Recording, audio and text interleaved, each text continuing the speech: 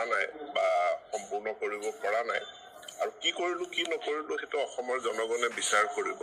কিন্তু এটো মই বুলি বাস কেৱল চৰকাৰ বুলি নহয় গোটেই অসমৰ জনগণৰ এটা দায়িত্ব আমি সকলোৱে মিলি অসমৰ যেটো ৰাজহুৱা শিক্ষা ব্যৱস্থাক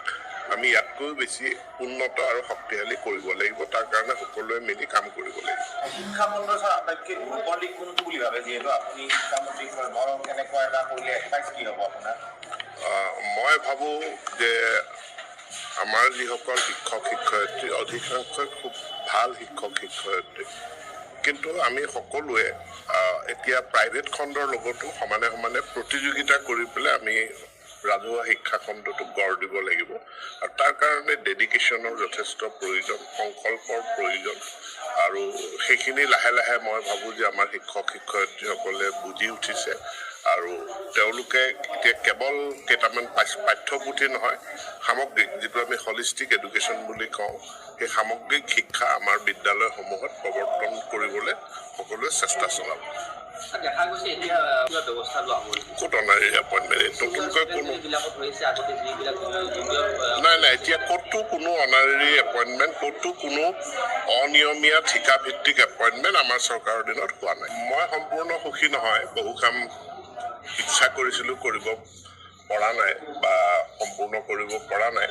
আৰু কি কৰিলো কি নকৰিলো সেইটো অসমৰ জনগণে বিচাৰ কৰিব কিন্তু এটো মই বুলি বাস কেৱল চৰকাৰ বুলি নহয় গোটেই অসমৰ জনগণৰ এটা দায়িত্ব আমি সকলোৱে মিলি অসমৰ যেটো ৰাজহুৱা শিক্ষা ব্যৱস্থাক আমি ইয়াতকৈ বেছি উন্নত আৰু শক্তিশালী কৰিব লাগিব তাৰ কাৰণে সকলোৱে মিলি কাম কৰিব লাগিব শিক্ষা খণ্ডৰ আটাইতকৈ দুৰ্বলী কোনটো বুলি ভাবে যেহেতু আপুনি শিক্ষামন্ত্ৰী ধৰক কেনেকুৱা এটা কৰিলে এডভাইচ কি হ'ব আপোনাৰ মই ভাবো যে আমাৰ যিসকল শিক্ষক শিক্ষয়িত্ৰী অধিকাংশই খুব ভাল শিক্ষক শিক্ষয়িত্ৰী কিন্তু আমি সকলোৱে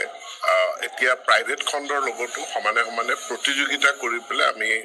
ৰাজহুৱা শিক্ষা খণ্ডটোক গঢ় দিব লাগিব আৰু তাৰ কাৰণে ডেডিকেশ্যনৰ যথেষ্ট প্ৰয়োজন সংকল্পৰ প্ৰয়োজন আৰু সেইখিনি লাহে লাহে মই ভাবো যে আমাৰ শিক্ষক শিক্ষয়িত্ৰীসকলে বুজি উঠিছে